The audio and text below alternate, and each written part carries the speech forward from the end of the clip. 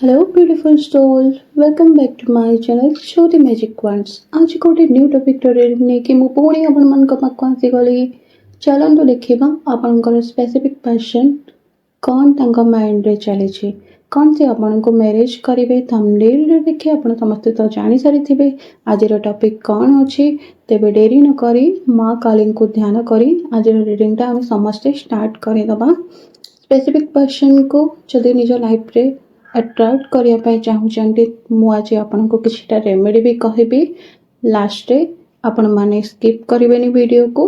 तो चलतु आम स्टार्ट करवा यूनिवर्स आपन को कौन सारा मेसेज गाइडेंस दौरान आम जापर माँ काली को समस्ते काइंडली प्रेयर करंतु सी जमी आपन स्पेसिफिक पर्सन एनर्जी ये कार्ड मध्यम सठिक भाव में आपन पाखक पहुँचे पारे। तो चलतु मु कार्ड में शफलिंग करवा स्टार्ट करदेली आपण भी माँ को ध्यान करवा स्टार्ट कर दियंतु। So let's start. यह एक टाइमलेस रीडिंग जिते भी यह वीडियोटा आपण पाखे पहुँचब आपण एनर्जी सहित यह कनेक्शन बनई पार जदि आपण एनर्जी सहित यह कनेक्शन बनौनी तो यह रीडिंग आपण नुहे आपण मैंने स्किप करें। एनर्जी बेसिकली रीडिंग हूँ समस्त सिचुएशन मैक्सिमम सेम ही हो न था। तो चलतु मुझे कार्ड भी उठे सारी नेक्स्ट कार्ड बाछि नवा बहुत सुंदर कार्ड आसी आपण पार्टनर कन्फ्यूज अच्छा धनु राशि वाला होते ये आउ गोटे कार्ड भी मुझे उठेदेली आपण पार्टनर निहाती मेष राशि कर्कट बीछ नेक्स्ट अलग एक नंबर होते कि डेट ऑफ बर्थ 5 19 28 ओके। तो चलतु स्टार्ट करवा कुंभ राशि एनर्जी भी देखा जाउछि मीन राशि मैक्सिमम बाकी राशि मुझे कहबी एनर्जी जदि मत देखा डेफिनेटली आपण मन को जनईदेवी। तो माँ काली ब्लेसिंग माँ काली ना धरी आपण माने रीडिंग स्टार्ट करवा देखंतु तापरे मु आपण मन को कहूचे जे माँ काली एनर्जी रे अति डीपली जना पड़ुछि जे आपन को पार्टनर बहुत कंफ्यूज रे अछंती से आपन को केते यस कहउछंती केते नो कहउछंती आपन को पार्टनर आदो श्योर ही नहंती जे से आपन को क्लियरली मैरिज करिवे कि नहीं। मु एठी आपन को डिमोटिवेट करूनी बाकी एनर्जी बेसिकली ये लागुछि जे आपन को पार्टनर आपन को सेमते किछि टाइम स्पेसिफिक दौरान जे मोर कैरियर तैयारी करिबार अछि कि मोर बिजनेस लाइन ले जबार अच्छी कि मोर जॉब लाइन ले जबार अच्छी टे टाइम एडजस्ट करने समय लगे से आपण को भी से होल्ड पे पकई देते। गोटे कथा मन रखिए आपण पार्टनर आपण को मिछ कहना किंतु गोटे कथा से फैमिली कथा को लेकिन टिके डिस्टर्बेंस अच्छा माइंड रे एबे ये चली से फैमिली को होल्ड करके आग को बढ़े आपण सहित ना आपण सहित डायरेक्ट कमिटमेंट करेंगे मैरिज से आपन को कन्फ्यूज करके रखुचंती जो आपण चाहिए भी सहित कथा होचंती किंतु मैरिज टॉपिक जतबे भी आपण तांको पचारुचंती से आपण को इएड साइड कथा कह के भूली दउचंती कि इग्नोर करूचंती कि आपण को ऊपर विरक्ति होचंती। एटी एनर्जी रे स्पष्ट भाव में जाना पड़ुचे जे आपनकर पार्टनर आपन को डीपली भल तो पाती बहुत पसंद भी करती किंतु गोटे कथा सब सिचुएशन समस्त अकॉर्डिंगली हो न था। तो से आपण पार्टनर टिके टाइम चाहूचंती डेफिनेटली आपण को तांको टिके स्पेस टिके टाइम भी दबा उचित तांको कैरियर पई आपण भी एना कैरियर रे आग को बढ़िबार देखा जाउची आपण पार्टनर को काफी सपोर्ट करते आपण पार्टनर आग को जानते से आपण तांको मोटिवेट भी करांती एटी क्लियरली एनर्जी रे जाना पड़ुची आपण पार्टनर शुभ चिंतक आपण पार्टनर आपण बहुत ही बिलीव करते ट्रस्ट करते किंतु गोटे कथा सब थाई भी एठी किछिटा एनर्जी होल्ड होके पड़ जाए आपण दुई जन का रिलेशनशिप काफी स्ट्रांग अच्छी किंतु गोटे कथा आपण ताको एपर्यंत सामना को आनी पारि नाहंती ना आपण निज मन कथा क्लियरली कहि परिचंती ना आपण पार्टनर मैरिज को लेके आपण दुई जन का भीतर किछि एमिति टॉपिक भी डिस्कस चली थिबो जो आपण दुजन मध्य झगड़ा होची आपण पार्टनर आपण को बुझिया भी चेष्टा करूचंती मते टाइम स्पेसिफिकली दरकार अच्छे किंतु आपण तांको बुझिया दरकार आपण पार्टनर आपण कैरियर पई भी चिंता करूचंती आपण आगामी फ्यूचर पई भी चिंता करूचंती तांकर गोटे कथा जे पास्ट लाइफ रे आम मान को सेमिति किसी प्रॉब्लम फेस न करिया पई पड़ो फैमिली तरफ हो किंबा जेकोसी XYZ मिनिमम से चाहूचंती ये सब कुछ स्मूथली हो कि एबे सिचुएशन तांको हाथ रे नाही से गोटे पटे होल्ड होके रही जाइछंती किंतु आपण पार्टनर ଏଠି ମା କାଳୀଙ୍କର ଏନର୍ଜି ସହିତ କନେକ୍ସନ୍ ବନେଇକି ରିଡ଼ିଂରେ ସ୍ପଷ୍ଟ ଭାବରେ ଜଣାପଡ଼ୁଛି ଯେ ଆପଣଙ୍କ ପାର୍ଟନର ଆପଣଙ୍କୁ ବହୁତ ଟ୍ରଷ୍ଟ କରନ୍ତି, ବହୁତ ହି ଲାଇକ୍ କରନ୍ତି। କିନ୍ତୁ ଗୋଟିଏ କଥା, ସେ ପର୍ସନ୍ ଜଣକ ଆପଣଙ୍କୁ ସେତିକି ବିଲିଭ୍ ଦେଇପାରୁନାହାନ୍ତି ଯେ ହଁ ସେ ଆପଣଙ୍କୁ ସିରିୟସଲି ମ୍ୟାରେଜ୍ କରିବେ। ସେଥିପାଇଁ ଆପଣ ବହୁତ ସାରା ଟେନସନ୍ରେ ବି ରହୁଛନ୍ତି ଯେ ମୋତେ ସିଓରିଟି ମିଳୁନି, ମୋତେ ମ୍ୟାରେଜ୍ କରିବେ କି ନାହିଁ, ଆପଣ କନଫ୍ୟୁଜ୍ ରହୁଛନ୍ତି। ଡୋଣ୍ଟ ୱାରି, ଆପଣଙ୍କ ପାର୍ଟନର ଆପଣଙ୍କୁ ଡେଫିନେଟଲି ମ୍ୟାରେଜ୍ କରିବାର ସମ୍ଭାବନା ज़्यादा ଅଛି। କିନ୍ତୁ ସେ ଏବେ ନିଜ ଲାଇଫ୍ରେ ଷ୍ଟେବଲ୍ ନାହାନ୍ତି। ତାଙ୍କୁ ସେଇ ଜାଗାରେ ପହଞ୍ଚିବା ପାଇଁ ତାଙ୍କୁ କିଛିଟା ସମୟ ଆପଣ ଦେଇଦିଅନ୍ତୁ। ଗୋଟିଏ କଥା, ଆପଣ ଦୁଇ ଜଣଙ୍କ ଭିତରେ ଅଣ୍ଡରଷ୍ଟାଣ୍ଡିଂ ବହୁତ ବଢ଼ିଆ ଅଛି। ଆପଣ ଦୁଇ ଜଣଙ୍କର ମାନେ ସବୁ କିଛି ଆପଣ ଆପଣଙ୍କର ପାର୍ଟନରକୁ ବହୁତ ବଢ଼ିଆ ଭାବରେ ଚିହ୍ନିଛନ୍ତି। ମାନେ ସେ ଯାହା ଚାହୁଁଛନ୍ତି ଆପଣ ସେଥିରେ ତାଙ୍କୁ ସପୋର୍ଟ ବି କରନ୍ତି, ଆପଣଙ୍କ ପାର୍ଟନର ବି ଆପଣଙ୍କୁ ସପୋର୍ଟ କରନ୍ତି। କିନ୍ତୁ ତାପରେ ବି ମଝିରେ ମଝିରେ ଆପଣ ଦୁଇ ଜଣଙ୍କ ଭିତରେ ବହୁତ ସାରା ଝଗଡ଼ା ହେଇଯାଉଛି। ଏମିତି କିଛି ଟପିକ୍କୁ ନେଇକି ଟକ୍ସିକ୍ ରିଲେସନସିପ୍ଟା ବନିଯାଉଛି। ଏଇ ଟକ୍ସିକ୍ଟାକୁ ବାହାର କରିବା ପାଇଁ ଆପଣ ଆପଣଙ୍କର ପାର୍ଟନର ସହିତ ଡିପଲି କଥା ହୁଅନ୍ତୁ, ଯେମିତି ସେ ଆପଣଙ୍କୁ କ୍ଲିୟରଲି ବୁଝିପାରିବେ। ଆପଣଙ୍କ ପାର୍ଟନରଙ୍କର ରାଶି ଏଠି ମୀନ ରାଶି ବି ହେଇପାରେ, ମକର ରାଶି ବି ହେଇପାରେ। ଏନର୍ଜିରୁ ଏ ଲାଗୁଛି ଯେ ଆପଣଙ୍କ ପାର୍ଟନର ଆପଣଙ୍କୁ ଡିପଲି ଏବେ ବୁଝିବା ପାଇଁ ଚେଷ୍ଟା କରୁଛନ୍ତି, ରିଲେସନସିପ୍କୁ ଟିକେ ସ୍ପେସ୍ ଦେବା ପାଇଁ। ତାଙ୍କୁ ଟିକେ ଟାଇମ୍ ମାଗୁଛନ୍ତି, ଟାଇମ୍ ଦରକାର। ଆପଣଙ୍କ ପାର୍ଟନରକୁ ତାଙ୍କ ଫ୍ୟାମିଲି ତରଫରୁ ବି କାଫି ସାରା ପ୍ରେସର୍ ଅଛି ତାଙ୍କ ଲାଇଫ୍ରେ। ସେ ହୋଲ୍ଡ ହେଇକି ବସି ଯାଇଛନ୍ତି, ହ୍ୟାଙ୍ଗ ଏନର୍ଜି ଏଠି ଅଛି। ମା ଖାଲି ଏଠି ଡେଥ୍ କାର୍ଡ଼ ବି ଆସିଛି। ଡେଥ୍ର ଏନର୍ଜି ମାନେ ଡେଥ୍ର ଏନର୍ଜି ଆପଣ କିଛି ନେଗେଟିଭଲି ନେବେନି। ଡେଥ୍ର ଏନର୍ଜି ଏଇଆ, ନ୍ୟୁ ବିଗିନିଂ, କିଛି ନ୍ୟୁ ଷ୍ଟାର୍ଟ କରିବା ପାଇଁ ଚାହୁଁଛନ୍ତି ଆପଣଙ୍କ ରିଲେସନସିପ୍କୁ ନେଇକି କିମ୍ବା ତାଙ୍କ କ୍ୟାରିୟରକୁ ନେଇକି। ଏଠି ସେ ବହୁତ ସାରା ପ୍ଲାନିଂ କରିଛନ୍ତି ଆପଣଙ୍କ ପାର୍ଟନର, ଯେଉଁଟା ଆପଣଙ୍କୁ ସିକ୍ରେଟ୍ ରଖିଛନ୍ତି, ସେୟାର ବି କରିନାହାନ୍ତି। କିନ୍ତୁ ଗୋଟିଏ କଥା, ପାର୍ଟନର ଜଣକ ଆପଣଙ୍କୁ ସେତିକି ସ୍କୋପ୍ ଦେଉନାହାନ୍ତି ଯେ ଆପଣ ତାଙ୍କ ବିଷୟରେ ଜାଣନ୍ତୁ, କାହିଁକିନା ନିଜ ଫ୍ୟାମିଲି ମ୍ୟାଟର ସେ ଆପଣଙ୍କୁ ଜଣାଇବା ପାଇଁ ଚାହୁଁନାହାନ୍ତି। ତାଙ୍କ ଫ୍ୟାମିଲିରେ ଏମିତି ହେଇପାରେ ଆପଣଙ୍କ ମ୍ୟାରେଜକୁ ନେଇକି ଇଗ୍ନୋର କରୁଛନ୍ତି ଯେ ନା ସେଠି ମ୍ୟାରେଜ୍ କରିବାଟା ଠିକ୍ ହେବନି, କିମ୍ବା ମନା କରିଦେଉଛନ୍ତି ଡାଇରେକ୍ଟଲି ଆପଣଙ୍କ ପାର୍ଟନରକୁ। କିନ୍ତୁ ଆପଣଙ୍କ ପାର୍ଟନର ଆପଣଙ୍କୁ ଛାଡ଼ିବା ପାଇଁ ହିଁ ଚାହୁଁନାହାନ୍ତି, ସେ ଚାହୁଁଛନ୍ତି ଆପଣଙ୍କ ସହିତ ଲାଇଫ୍ ଲଙ୍ଗ୍ ରହିବା ପାଇଁ। ସେଥିପାଇଁ ସେ ସେଟଲମେଣ୍ଟ ବନାଉଛନ୍ତି, ସେ ବହୁତ କିଛି ପ୍ଲାନିଂ କରିଛନ୍ତି ତାଙ୍କ ଆକର୍ଡ଼ିଂଲି ଆପଣଙ୍କ ଫ୍ଲେଭରରେ, ଯେମିତି ତାଙ୍କ ଫ୍ୟାମିଲି ବାଲା ପ୍ରେସର୍ କରିବେନି, ରାଜି ହେଇଯିବେ। ସେଥିପାଇଁ ଆପଣଙ୍କର ପାର୍ଟନରକୁ ଫାଇନାନ୍ସିଆଲ ପ୍ରୋବ୍ଲେମ୍ ବି ଅଛି, ସେ ଆଗକୁ ବଢ଼ିବା ପାଇଁ ତାଙ୍କୁ ସପୋର୍ଟ କରିବା ପାଇଁ କେହି ନାହାନ୍ତି।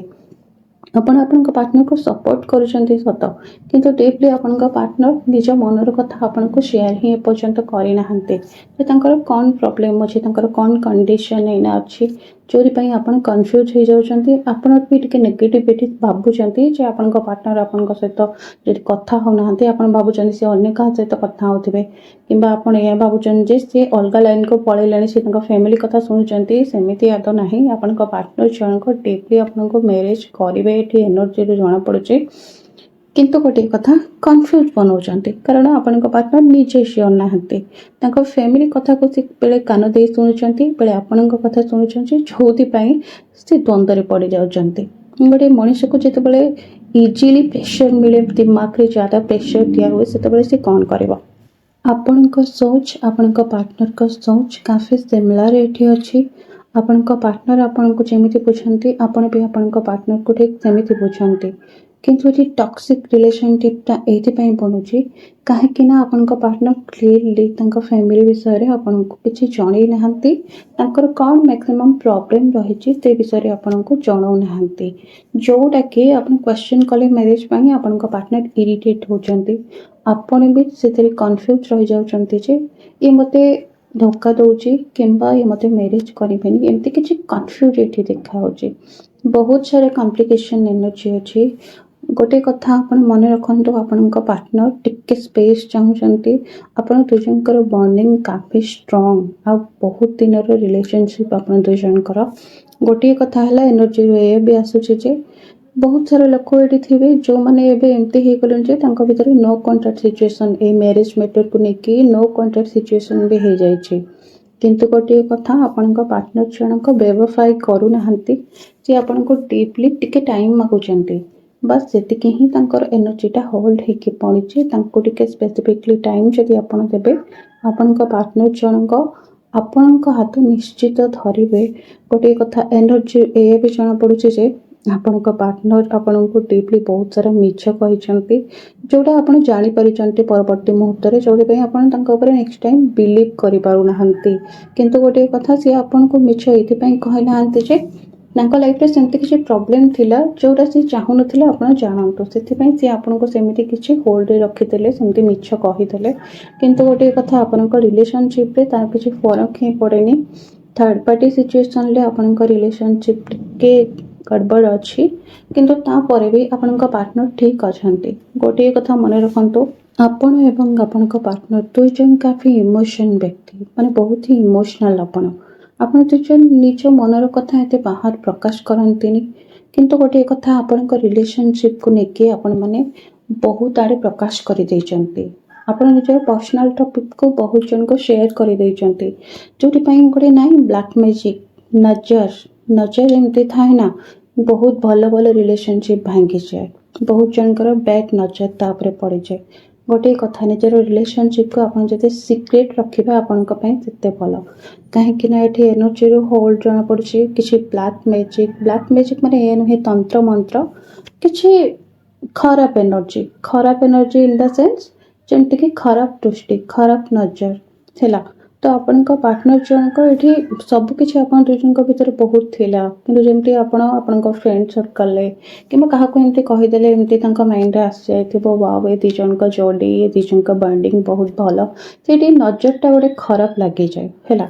ଏମିତି ମାନେ ନଜର ଖରାପ ଲାଗିଯାଏ, ତାର ମାନେ ଇଏ ନୁହେଁ ଯେ ଆପଣଙ୍କ ରିଲେସନସିପ୍ ଭାଙ୍ଗିଯିବ, ଆପଣଙ୍କ ପାର୍ଟନର ଆପଣଙ୍କୁ ଛାଡ଼ି ଦେଇକି ପଳେଇବେ, ରିଲେସନସିପ୍ ଟିକେ ଟକ୍ସିକ୍ ହେଇଯାଇଛି।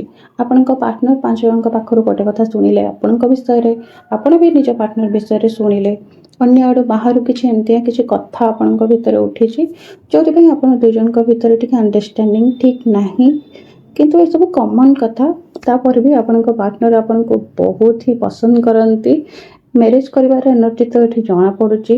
ପାର୍ଟନର ଆପଣଙ୍କୁ ଧୋକା ଦେଉନାହାନ୍ତି, ଇମାନଦାର ଦେଖାଉଛନ୍ତି, ଇମାନଦାର ଅଛନ୍ତି, କିନ୍ତୁ ଗୋଟିଏ କଥା, ସେ ଆପଣଙ୍କୁ କନଫ୍ୟୁଜ୍ କରି ରଖୁଛନ୍ତି, କ୍ଲିୟର କଟ୍ କଥା କହୁନାହାନ୍ତି, ଯେଉଁଟା ଆପଣଙ୍କ ପାଇଁ କାଫି ସାରା ପ୍ରୋବ୍ଲେମ୍ ହେଇଯାଇଛି। ଆପଣ ଦୁଇଜଣଙ୍କ ଭିତରେ ତନାବ ଝଗଡ଼ା ସେଇଥିପାଇଁ ହିଁ ହେଉଛି।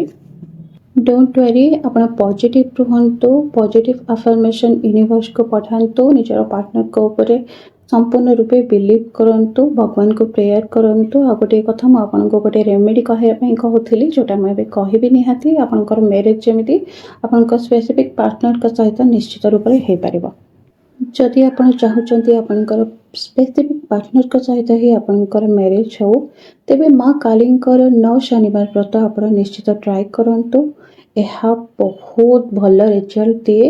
ମୋ ଲାଇଫରେ ବି ବହୁତ ସାରା ପଜିଟିଭ୍ ରେଜଲ୍ଟ ଦେଇଛି। ଆଇ ହୋପ୍ ଆପଣଙ୍କ ଲାଇଫରେ ବି ବହୁତ ସାରା ପଜିଟିଭ୍ ରେଜଲ୍ଟ ଦେବ। ତ ଆପଣ ନିଶ୍ଚିତ ଏଇ ରେମେଡ଼ି ଟ୍ରାଏ କରନ୍ତୁ। ଡେଫିନେଟଲି ମା ଆପଣଙ୍କୁ ନିଶ୍ଚିତ ବ୍ଲେସିଂ ହେଲ୍ପ କରିବେ। ମାଙ୍କର ବ୍ଲେସିଂ ଆପଣଙ୍କ ଉପରେ ଅଛି, ସେଥିପାଇଁ ମୋ ମାଧ୍ୟମରେ ଆଜି 9 ଶନିବାର ବ୍ରତର କଥାଟା ଆପଣଙ୍କ ପାଖରେ ପହଞ୍ଚି ପାରିଲା। ଡେଫିନେଟଲି ବିଶ୍ୱାସର ସହିତ କରନ୍ତୁ। କଥାରେ ଅଛି, ବିଶ୍ୱାସ ମିଳେ ହରି ତର୍କେ ବହୁତ ଦୂର। ଯଦି ଆପଣ ମନରେ ଡାଉଟ୍ ରଖି ବ୍ରତ କରିବେ, ତେବେ ବ୍ରତ କରିବା ଛାଡ଼ି ଦିଅନ୍ତୁ, କାହିଁକି ନା ସନ୍ଦେହକୁ ମା ଆଦୌ ପସନ୍ଦ କରନ୍ତିନି। କିନ୍ତୁ ଯଦି ଆପଣ ସଚ୍ଚୋଟ ଥିବେ, ମାଙ୍କର ଶରଣାପନ୍ନ ହେବେ, ମା ଆପଣଙ୍କୁ ନିଶ୍ଚିତ ରୂପେ ହେଲ୍ପ କରିବେ। ମାଙ୍କର 9 ଶନିବାର ବ୍ରତ ଅନଲାଇନରେ ବି ଆପଣଙ୍କୁ ମିଳିଯିବ, ଆପଣମାନେ ତାର ଭିଡ଼ିଓ ଦେଖିପାରିବେ, ନହେଲେ ମୁଁ କେତେବେଳେ ମୋ ଚ୍ୟାନେଲରେ ତାକୁ ଅପଲୋଡ଼ କରିଦେବି। ତାର ସ୍ପେସିଫିକଲି କେଉଁ ବିଧିବିଧାନ ଅଛି ସେଇଟା ମୁଁ ଆପଣମାନଙ୍କୁ ନିଶ୍ଚିତ ଜଣାଇଦେବି। ଆପଣମାନେ କାଇଣ୍ଡଲି ମୋ ଭିଡ଼ିଓ ସବୁଦିନ ଦେଖୁଥାନ୍ତୁ। ପୁଣି ଦେଖା ହେବ ଆଉ ଗୋଟିଏ ଏପିସୋଡ଼ରେ। ତେବେ ଆଜି ଆଉ ଗୋଟିଏ କଥା ମୁଁ କହି ରଖୁଛି, ଯେଉଁମାନେ ବି ନ୍ୟୁ ଆସିଛନ୍ତି ଚ୍ୟାନେଲକୁ ଲାଇକ୍ ଆଉ ସବସ୍କ୍ରାଇବ୍ ନିଶ୍ଚିତ କରିଦେବେ, କାହିଁକି ନା ନ୍ୟୁ ନୋଟିଫିକେସନ୍, ନ୍ୟୁ ଭିଡ଼ିଓ ଆପଣମାନଙ୍କ ପାଖକୁ ନହେଲେ ପହଞ୍ଚି ପାରିବନି। ବହୁତ ସାରା ଜାଣିବା କଥା ଅଛି, ଯେଉଁଟା ଆପଣମାନେ ମୋ ଭିଡ଼ିଓରେ ଜାଣିପାରିବେ। ମାଙ୍କର ବ୍ଲେସିଂ ପାଇପାରିବେ। ମାଙ୍କର ବହୁତ ସାରା ବ୍ଲେସିଂ ଆପଣଙ୍କ ଉପରେ ଅଛି, ଆଶୀର୍ବାଦ ଅଛି। ଆପଣ ତାଙ୍କର ସନ୍ତାନ।